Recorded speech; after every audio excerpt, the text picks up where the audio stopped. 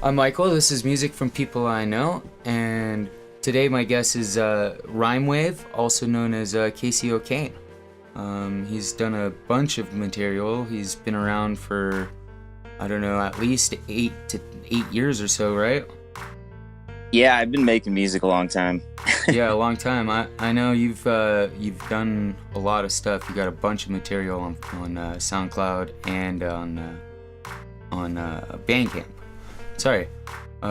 So, when we first met, I thought you were more of a technology guy. You were like big about the technology. You liked having, when you played, I think you had Ableton going and like your MPC or APC going, and you actually MC'd and DJ'd your own tracks, which I thought was quite impressive.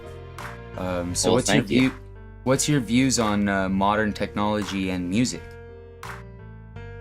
Modern technology and music, I think it's enabling a lot more people to make music. I think now with an average, new computer and some basic programs, anybody can become a musician. And that's kind of a cool thing because back in the day, you had to afford instruments and assemble a band and pay somebody to record you. And now it's a lot easier for people to create music. So I think that it kind of explains the influx of electronic music we're seeing because so many people have these programs, but also it's just because it's so much easier for people to make music now.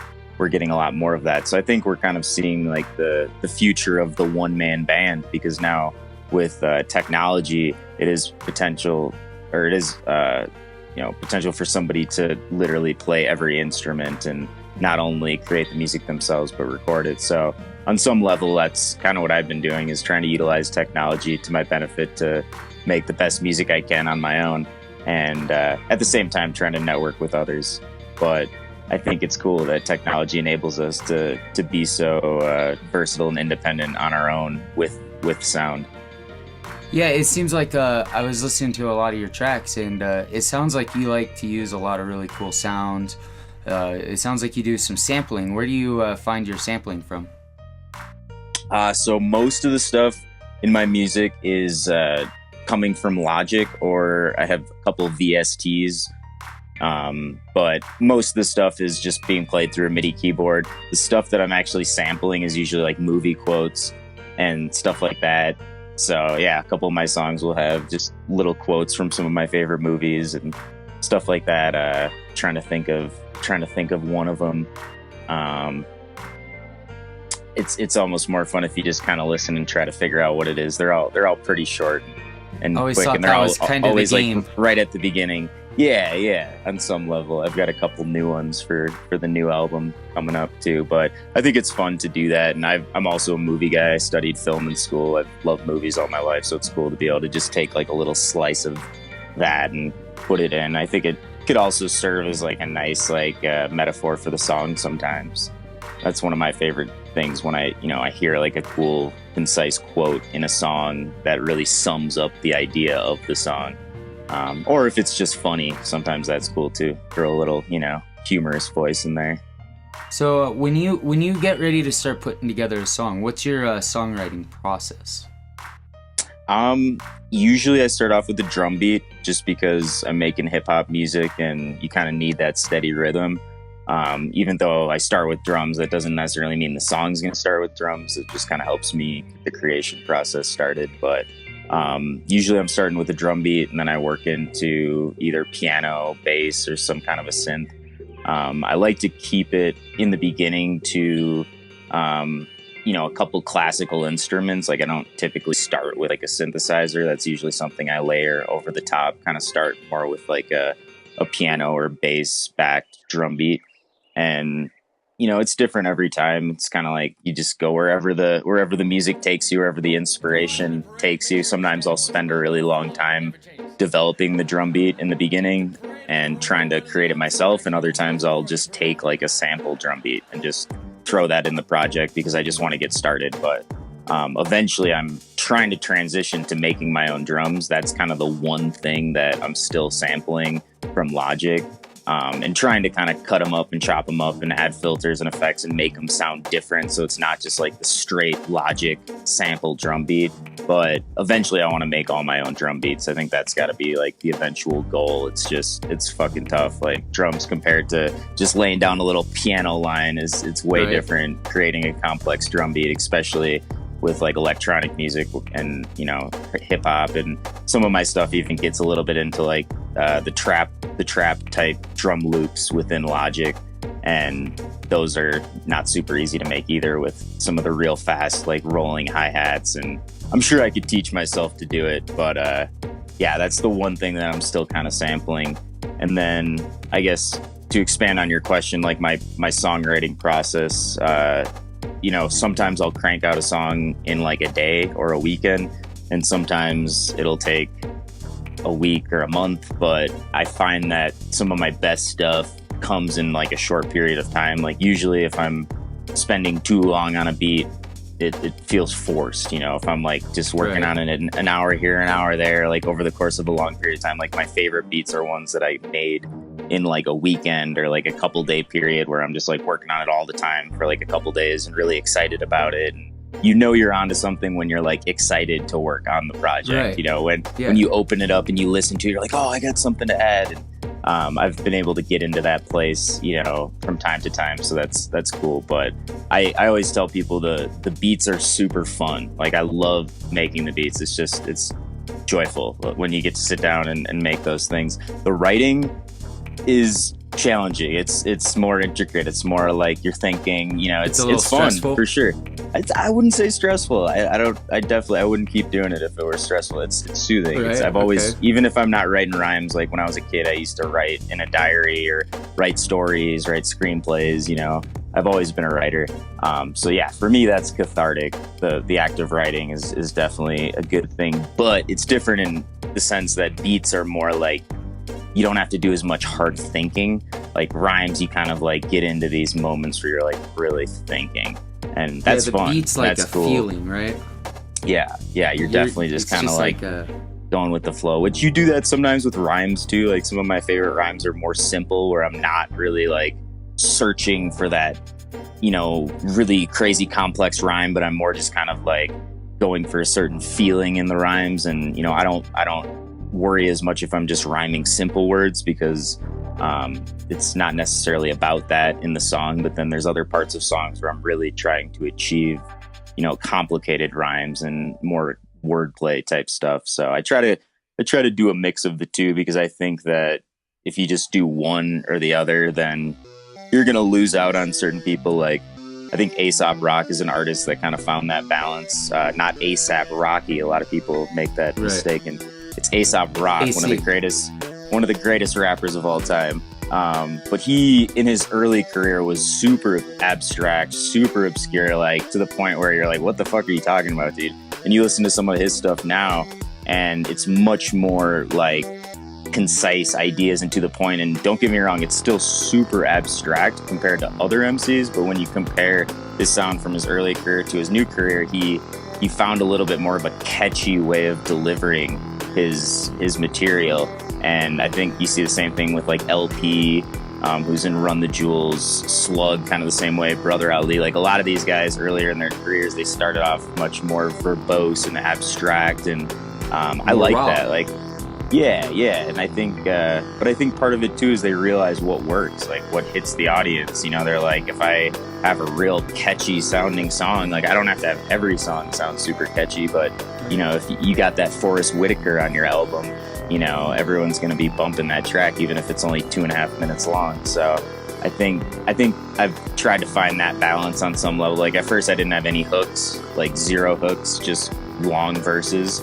And as much as I like that, other people were kind of like, what the fuck? Like you just rap for 10 minutes and don't stop. Like where's the song? You got to tie it all together, bro. So that's something I've been working on, and trying to find good hooks, you know, trying to find a little bit more of a formula, but at the same time not restricting myself to a 16-bar verse, or like it has to be like 16-bar verse, chorus, 16-bar verse. Like sometimes there's some songs where the verses are different lengths, or maybe there's two, maybe there's three, maybe the chorus changes. Like, I'm totally flexible with that, but I realize that there is a place for like having some kind of organization within your songs, and I think the audience appreciates that as well.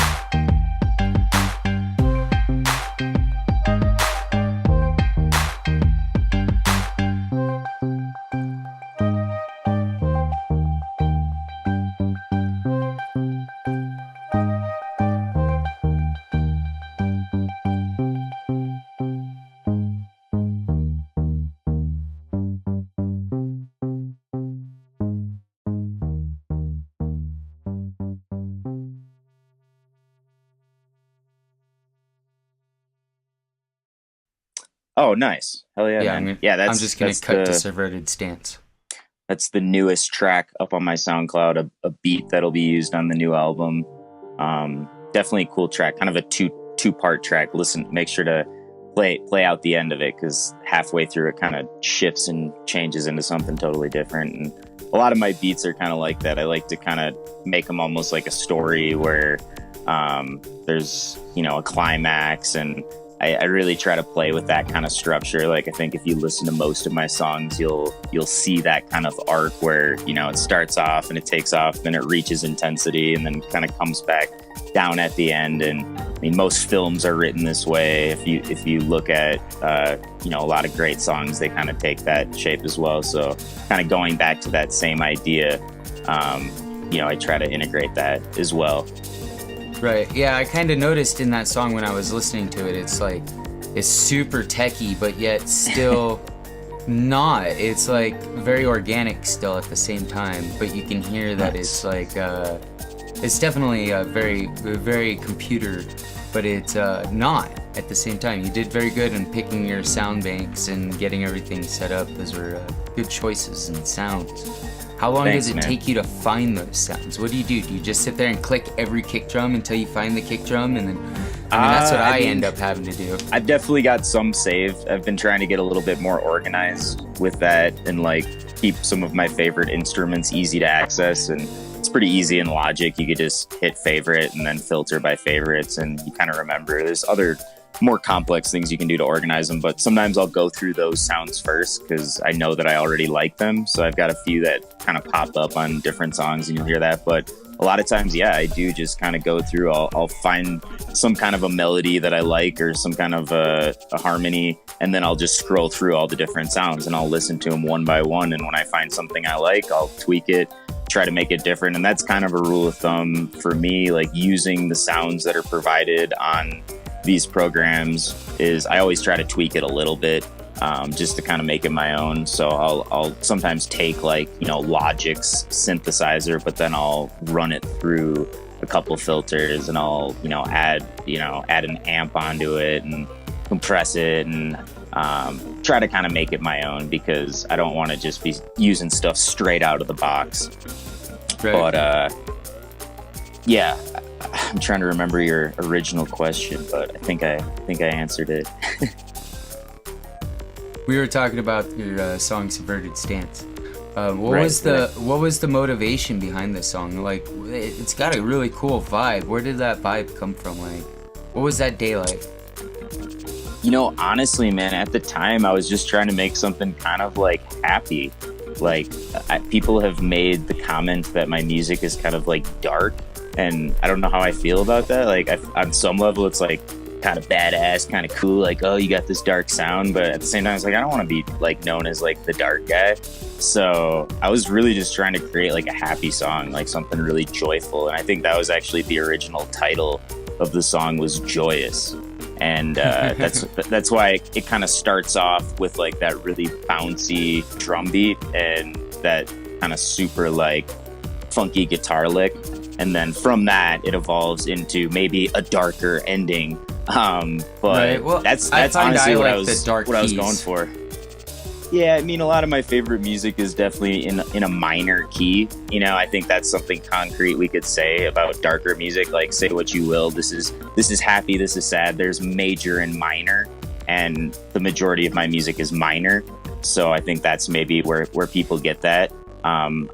Ironically enough, I think Subverted Substance is still minor. Like, I was unsuccessful in creating like a major song, but I have the same problem. I think it's happy. I think it's a happy minor song. So and I'm still kind of trying to wrap my head around that. Like, I'll play with some friends and they're like, what key is this in? And I have to like check, and I'm not super classically trained. Like, I can play piano and guitar and stuff, but it's all by ear and stuff that I remember. And eventually I'd like to get more into actually learning all the different scales. And I mean, I know enough to be able to create music. There's a ton of people that make music that don't know theory.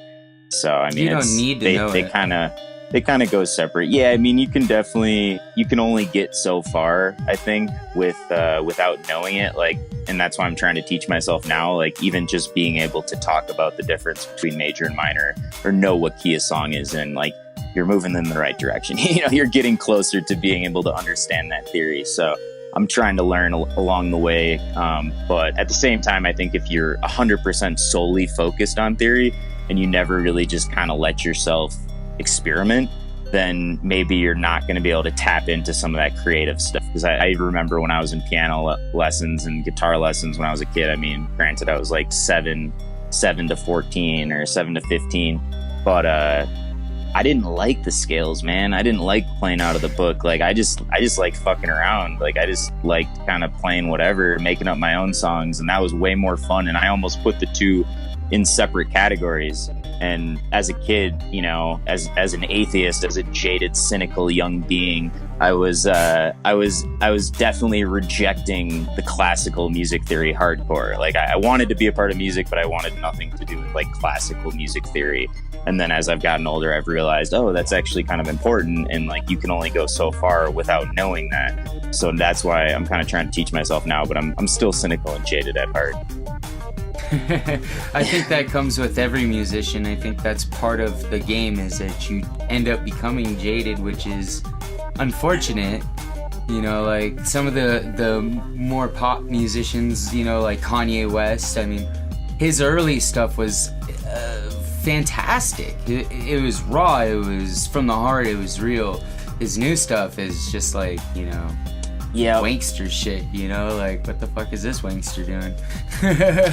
Yeah, he's an interesting story. I think he's kind of like the perfect example of what like fame can do to you. Right, yeah, and I think that's one thing I don't want. I don't want that. That's not something I've ever wanted, you know? Yeah. I've met so many of those people, and it's just, they don't seem happy, right? Yeah, and I think of some of my favorite artists, and they're not that famous. You know, like, they're not on the mainstream networks, and the people that really inspire me, I mean, they're notable folks, but definitely not on the Kanye West level. It's kind of hard for me to like really look up to people that have gotten to that point where, you know, their entire life is, I don't know. I don't want to go off on a Kanye rant, but I think you know what I'm getting at. Yeah, right. He's a little bit on the crazy side. Yeah, I do like his early stuff for sure. Super talented dude. Definitely crazy fucking talented. Right. So are you going to be putting vocals on Subverted Stance? Yes. So the reason why there's no vocals on a lot of the tracks is just because I don't have a great recording setup where I feel like I can get a good cut. Most of the vocals I've recorded in a studio where I've paid someone to mic me, and that's nice for a lot of different reasons, not only the technical expertise, but also it allows me to just kind of focus on delivering the lyrics and not the whole recording side. But that's actually another thing that I'm trying to get into. Eventually, I'd like to be able to record myself, just because you could save money and you could do a million takes and take the best one. When I go to the studio, a lot of times I'll take like 5 takes, you know, and it's like, all right, like you're paying for every minute you're here. You don't really want to keep doing it. You just got to kind of go with one after a while. So, yeah, eventually I'd like to put lyrics over all of the songs that I put out, but currently I'm able to get a pretty good cut off of just my laptop for the beats. So that's why I've just kind of been uploading beats to keep that flow of music coming. But keep the vibe coming. Yeah, but I definitely do want to put lyrics over. So my plan for the new album, this is something that I'm going to try doing, is I'm going to finish it, and then I'm going to put out the instrumental album first, because everyone puts out the instrumental album second, and I just figured, why not put it out first? And the thing that I like about instrumentals, electronic music, that sort of thing, is it's global. It transcends language. Hip-hop is... Right. Hip-hop's like, you got to speak English, or, you know, you have to be okay with the fact that you're not going to understand what the MC's saying. And I like the fact that instrumentals, electronic music, like anybody, anywhere in the world can appreciate that. So that's why I think there will always be a place in my heart for instrumental music without lyrics. Even though I consider myself a lyricist, I also love having just music in my arsenal, where if you don't speak language that I speak, we could still speak this musical language together. So that's my plan with the new albums. I'm actually going to put out an instrumental album to kind of get everyone excited, and then maybe like a couple weeks later, a month later, drop the actual album, which will have lyrics over all of the instrumentals, or over 90% of them. You know, maybe have keep one of the tracks as like an instrumental track, but that's kind of the plan for the new album. And when I perform, I try to integrate that as well, because, you know, it's kind of tough to just rap for like an hour straight. So I'll do, you know, a couple songs, then maybe step away and just DJ on Ableton for a second, and let some people dance for a little bit, you know, give my voice a break. And right. I think that's kind of a cool way to do the hip hop performance, because if you go to a hip hop show, you notice they're not rapping the whole time. You know, half the time they're just talking. You know, a lot of these guys, like, I hate to say it, but like most of the big rappers I've seen, they're only on stage for like a half hour, 45 minutes. Like, they'll come out like maybe an hour 15 if they're like really pushing it. Like, I don't know what Atmosphere does now. Like, I haven't seen them in a while. They used to actually put on a pretty nice long show, but like when I saw like Wu-Tang Clan and Nas and like I'm trying to think who else, like I think KRS-One was only on stage for like an hour. Like, most of these dudes don't play that long, and I don't want to do that. Like, I want to be able to play 2 sets. I want to be able to, you know, play a full 2-3 hours if people want to hear it. So in order to do that, you kind of have to have something other than your lyrics. Like, I can't just be rapping 3 hours. But if I have some instrumentals and a way to DJ my tracks, then I could go all night. So that's kind of what I'm trying to do, is find that balance and, you know, maintain that sound while I'm still producing the hip hop, you know, kind of have something that could potentially stand alone. And also one of the reasons I spend so much time on these beats as, you know, things that could stand alone. So, yeah, on some level, it's kind of a test, just like throwing the beat out there on SoundCloud, seeing how people react, just because, you know, that might be happening at a show potentially if I need a break from rapping. Right, like in the movie world, they do shorts to let people see and hear a sample of what's coming out, and then they'll do the short, and then they'll do the full-length feature afterwards. Yep. I think what you're kind of going for is the same kind of idea, and I like that. That's kind of cool. So for it's the opposite direction. It's a lot longer for a performance, and then it's going to be a nice short package on a CD, which is going to be really cool. Yep. So, you know, Drifting Wizard was a pretty cool song too. I was taking a listen to that. That was the one with the little guitar sample on it, right? Yep. Yeah, I think that was a sample that I found within Logic, and then did some pretty heavy editing on it. And that was actually a VST that I lost when my computer crashed. So that Drifting Wizard cut like cannot be edited. The new cut does not have that really cool sounding sample. It's just it's the sample without the effect, essentially. I've tried to kind of recreate it, but I can't do it as well. I probably just have to get the VST again. But yeah, that song's kind of cool. That one in Recovered Data, I used some effects that I ended up losing. So unfortunately, I can't really like master those tracks, but I still put them up there just because I really liked them, and that was a fun little project. Yeah, both those tracks are pretty cool. I like the sounds that you're going for, like you were saying earlier. They're a little bit darker. I tend to like darker music myself. I find it to be easier to get into like a place, you know.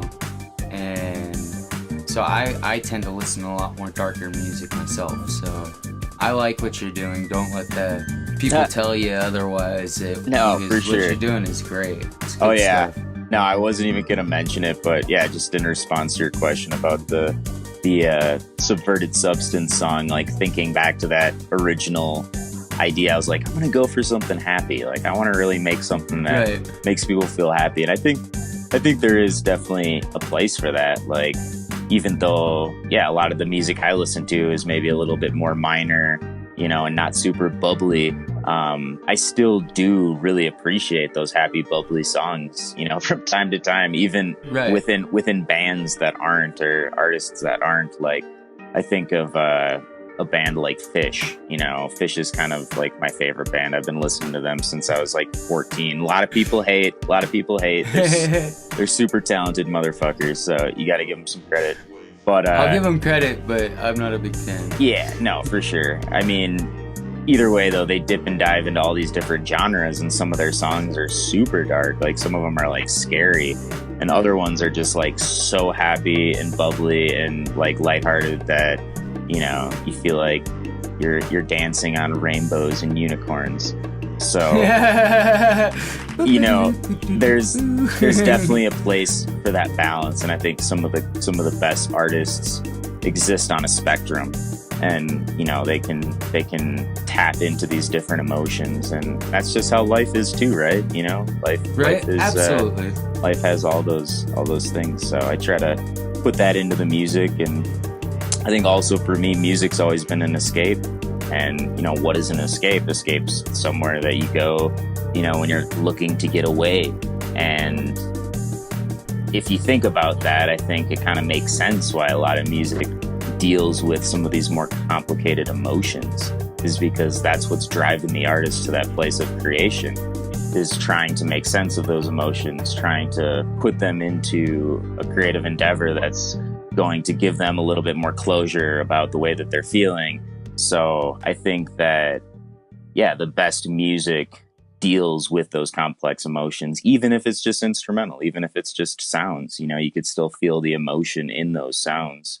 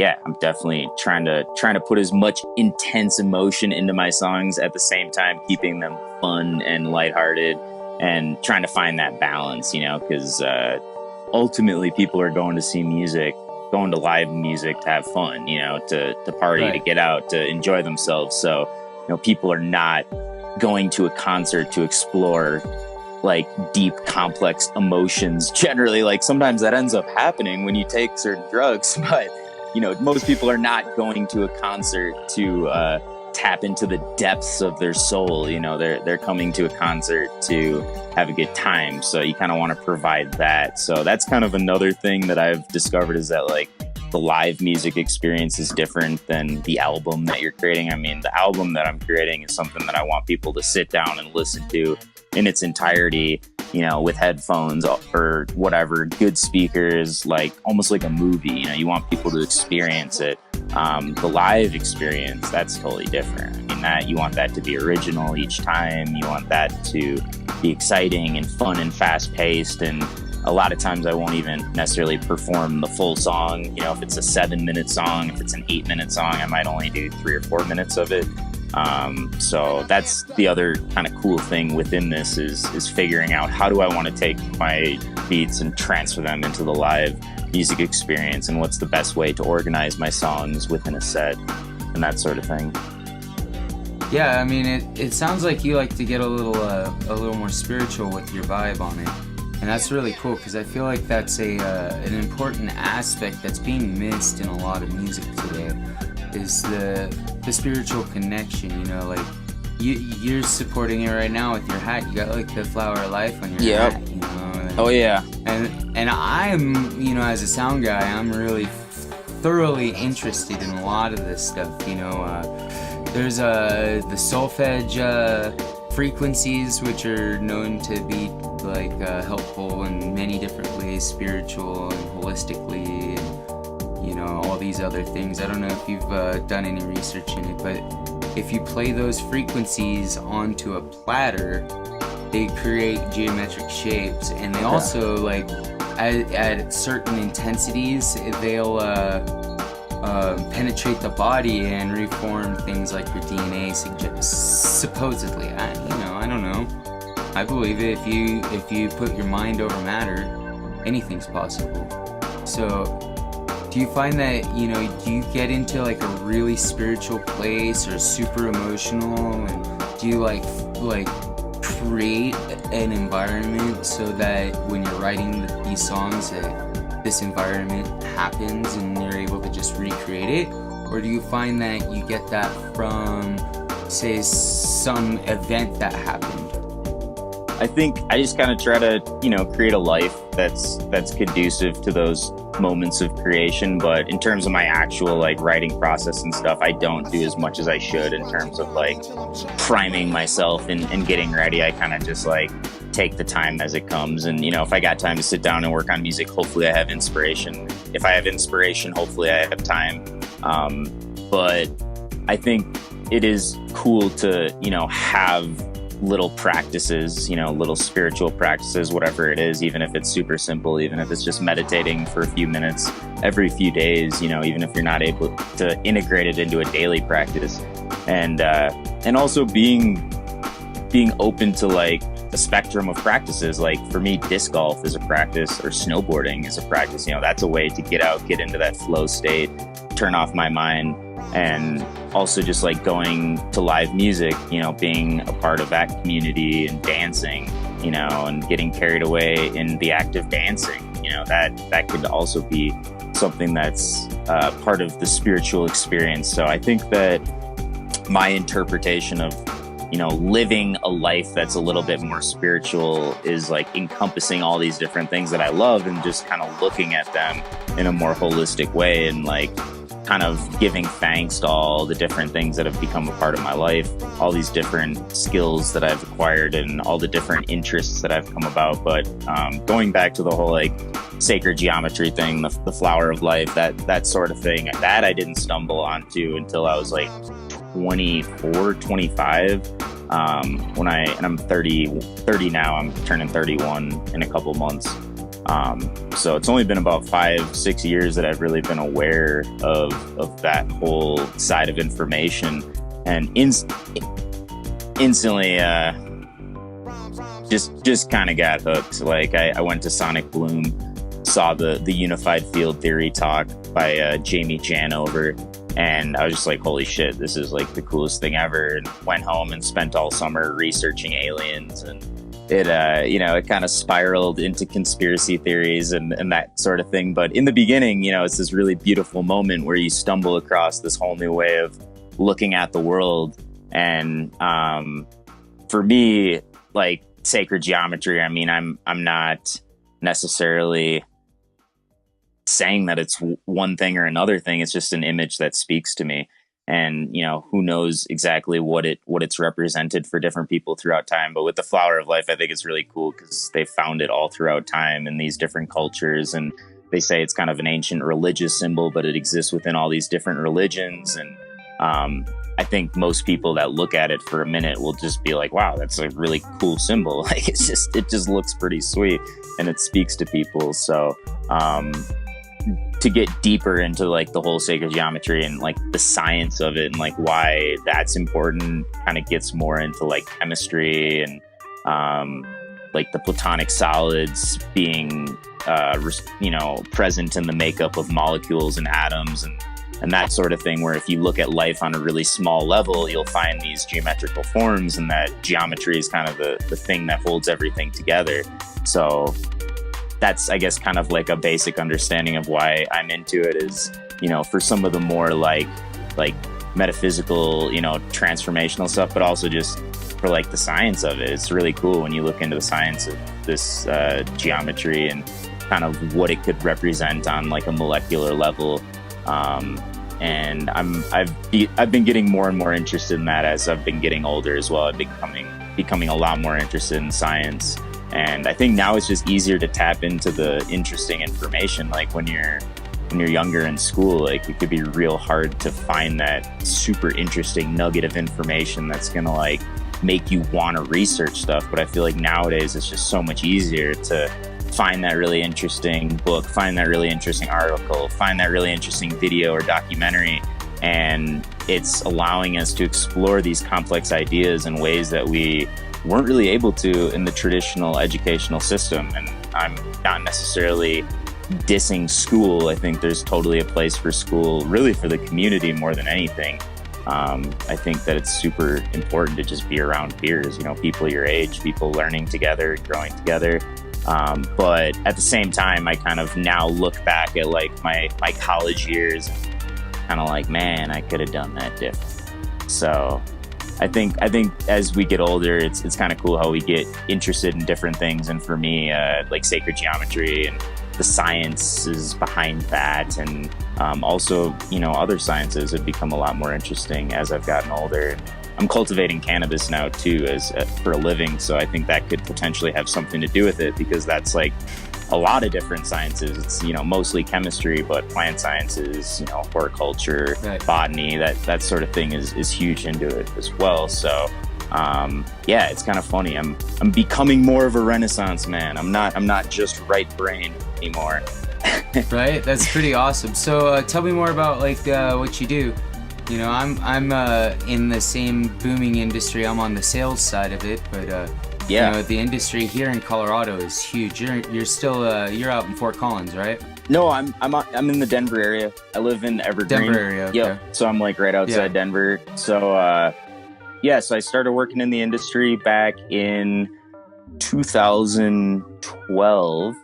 I just met a guy who owned a dispensary, and he's like, "Hey, if you ever need work, we're always looking for trimmers."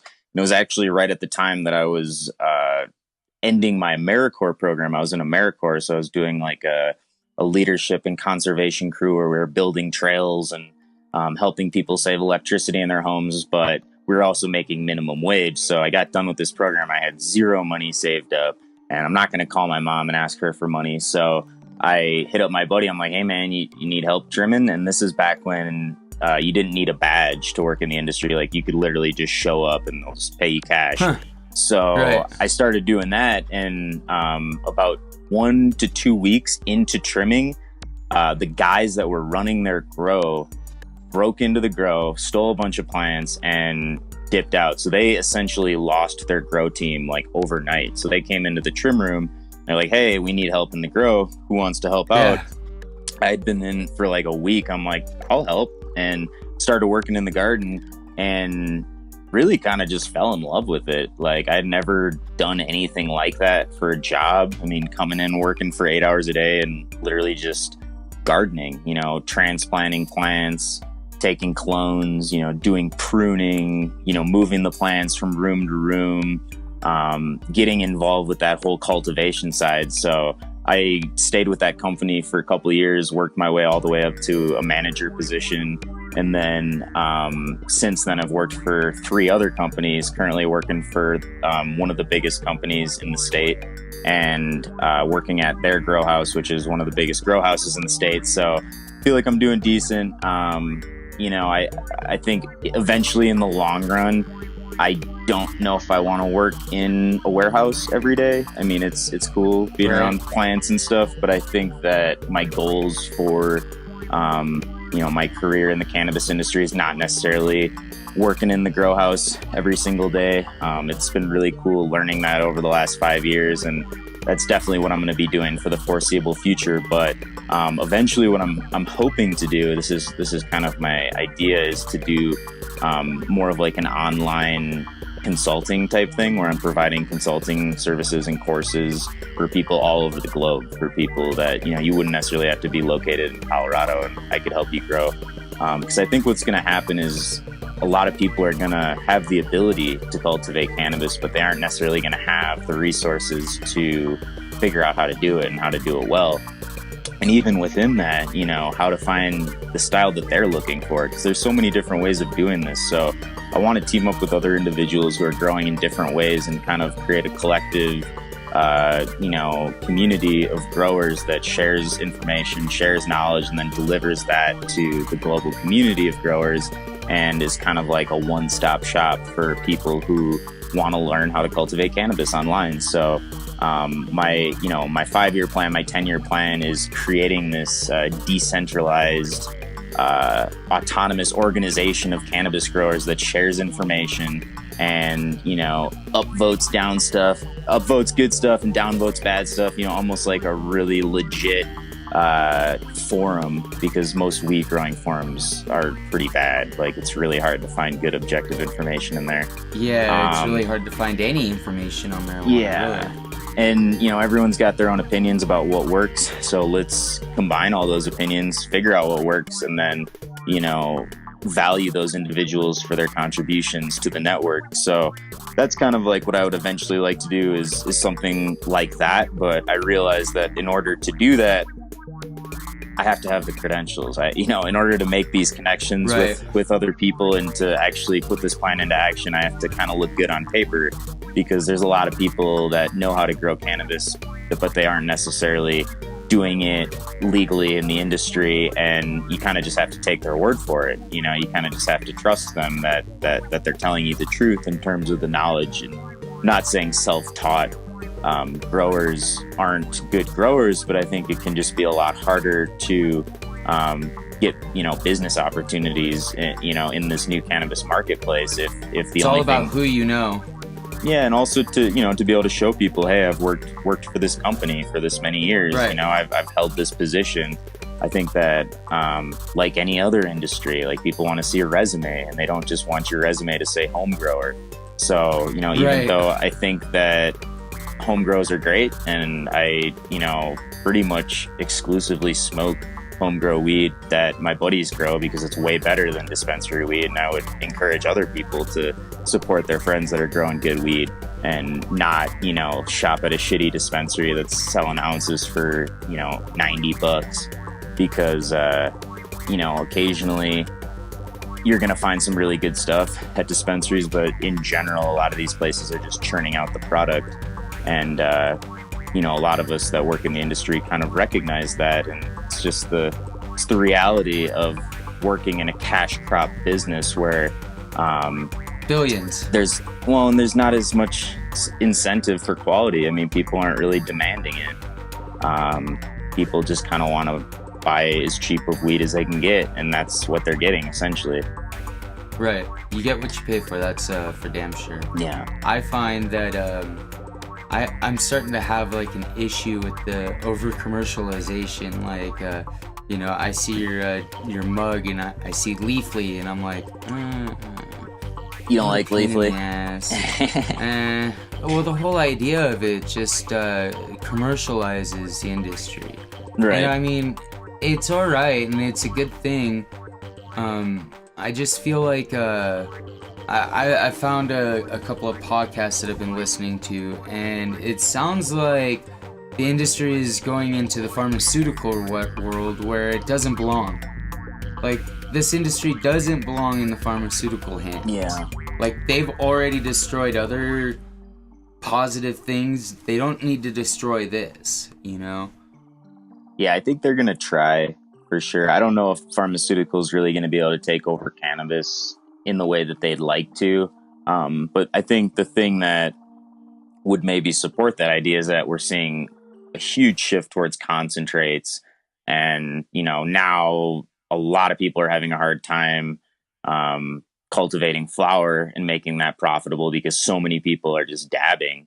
So if you think about that, I mean, that's prime for pharmaceutical companies. Just extract it, put it in its purest form and sell it people 99.9% THC with a little bit of terpenes. And I mean, that's essentially what people want right now. So I think I've always been telling people we need to create a market for quality cannabis. Like, the reason why organic produce exists in the stores is because people want to eat organic. Like I want to eat organic. Right.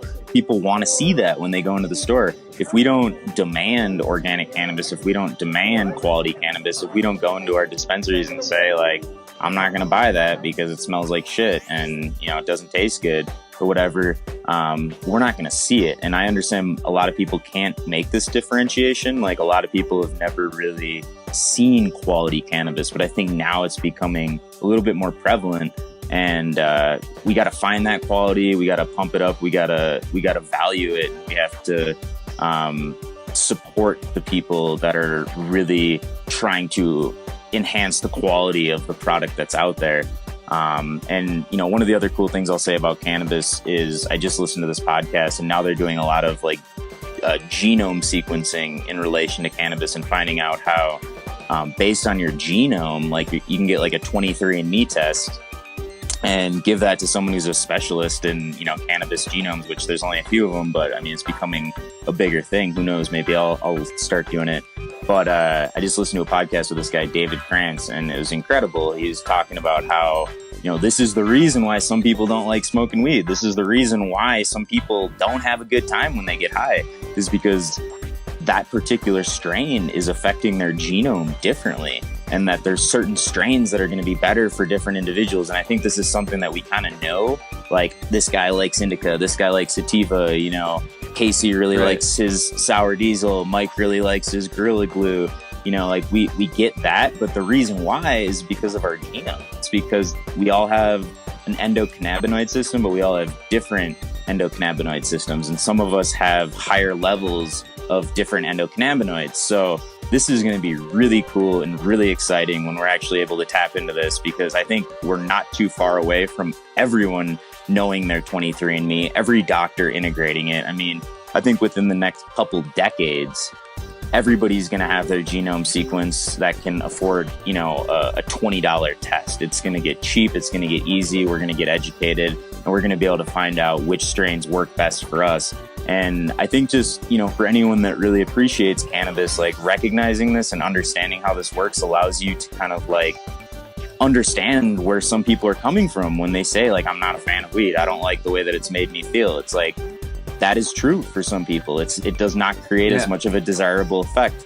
And although you can't overdose on it, you can't die on it, still it can produce some undesirable effects in certain individuals. So I think it's really important to recognize that. And I'm just really excited by some of this genetic sequencing that's going on and just some of the science that's coming out. I think it's really cool that we're finally allowed to study this plant on a level that we haven't been able to for so long with prohibition. So it'll be really cool to see what happens and how that affects the industry. But back to your original question, I don't think the pharmaceutical companies are going to take it over. I think they're totally going to try to have a hand in it.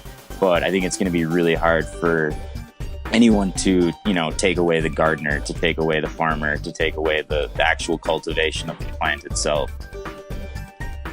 All right, fair enough. So, you do have a CD that you are working on, though, right? Correct, I do. So when does that get released? No date set yet. I'm kind of shooting for the summer, the fall, sometime this year for sure. I've been saying that for like the last 2 years, but I'm finally getting to a point where I've got like 5 tracks that are all mixed, and I've got a couple more I still need to mix and master and then record the vocals. So I'd say I may be like, a third to halfway done with the project. I'm pretty confident I can finish it this year. So that's kind of what I'm shooting for. I want to kind of drop a bunch of music on people all at once. I've been sleeping for a little bit in terms of not really delivering to, the people that have been supporting my sound, and, partially because I've been getting really into this career path that I've chosen. But, at the same time, recognizing that it's kind of powerful when you can like drop a bunch of stuff at once. So that's going to be really fun, right? Putting out, 8, 9, 10 tracks and seeing what people think, and then doing the double album where it's the instrumentals first and then the actual album. So yeah, shooting for sometime this year. Definitely, follow my Facebook page or my SoundCloud, and I'll definitely keep everyone updated on there. But that's kind of the goal. Do you have any shows lined up for the future? Currently, I do not have any shows lined up. There's a couple people that I've been sitting in with a little bit, so maybe potentially get something going with them. But yeah, nothing on the docket currently. I've just kind of been grinding away on this album. It's kind of hard when you're doing an album and working at the same time to do anything else. Yeah. And I find it hard to even find time for this. I've got 2 jobs now, working at a dispensary and at the theater, and it's just like, when do I find time? We had to squeeze this in as much time as we could get. And, I really appreciate you coming on the show today, because, I want to keep consistent. I think consistency in life is important, so I want to get one of these released every week. Definitely. And I really appreciate you coming out. So. Absolutely, man. It's been real fun talking to you, and definitely appreciate you having me on the podcast. It's been cool kind of diving into the music. It's not every day that I really get to discuss it in this much depth, and definitely got a lot of respect for what you're doing over there and getting this podcast going. I think I told you I'm thinking about maybe starting one someday. I've got so many little projects that I want to start, and a podcast is one of them. I absolutely love podcasts, so it's an honor to be on your podcast. This is the first time I've been on one too, so thank you for letting me be your guest and giving me my first podcast experience. It's been really cool. Living low, got a steady fishing flow out on any given show. Any penny pinching, hocus pocus, showmanship is bogus. Hard to open up a grown man's mind with emotion. Feeling fully loaded with a bone to pick. Yo, this life is color coded and I'm closing in. Yo, this life is color coded and I'm closing in. That's right, I'm closing in. Yo, this life is color coded and I'm closing in. Closing in as we go within. For a grin upon that face that you live. And no one mix up the thick and the thin, because you never will prevail unless you think you're gonna win. Utilizing what'll never leave my side. Prioritizing what'll really feed the mind. A couple ghost secrets bound to keep inside. I think I found a decent ride if anybody needs some drive. Got the pedal to the metal and I'm burning out, and searching out a way that I can help this spread through word of mouth. I've got a purpose now. I'm a wordsmith empowered with an urgent sound, because I wanna get us lifted to a level where we open up our lives to commitment. You happen to be a genius who is treated like a misfit. I happen to be the mediating factor of mischief. It's halfless and close in, halflets debate. 100% help retell the stories we create. Part of it we do so we can feed the brain. Part of it we use to help alleviate the pain. Yo, it's halfless and close in, halflets debate. 100% help retell the stories we create. Part of it we use so we can feed the brain. Part of it we use to help alleviate the pain. Started with a concept and grew into a movement, blossoming with progress that will bottle up the new shit. Power sockets occupy, the bottom line is useless. Out of pocket, out of time, and not confined to music. It's like the organized confusion and borderline abusiveness that's sort of my amusement. Fortified reclusive, and I'm just glad that what I found brought conclusions. Got a lunatic imagination that would drive the average brain insane, leaving drained from the daily escapades. Lays the grade into the proposition, swayed between a pendulum reaction and a wild goose chase. Well, I've been witnessing progression in a distant realm, as we're exhibiting acceptance of a mystic spell, something inhibiting and segregating in itself. Dropped a levitating thought down a wishing well, then it floated forward, sank towards the bottom, and became a part of every other fantasy forgotten. Like a ghost slips away into the night, as we all search for footsteps that lead us to nirvana. And everybody's looking for a shortcut, instead of making choices based on feelings deep in your gut. That's the intuition, dog. Call it heart, call it love, call it drug, call it I don't give a fuck, yo. Half listen close in, half let's debate. 100% help you tell the stories we create. Part of it we do so we can feed the brain, part of it we do so we can help alleviate the pain. Yo, it's half listen close in, half let's debate. 100% help we tell the stories we create. Part of it we do so we can feed the brain, part of it we use to help alleviate the pain.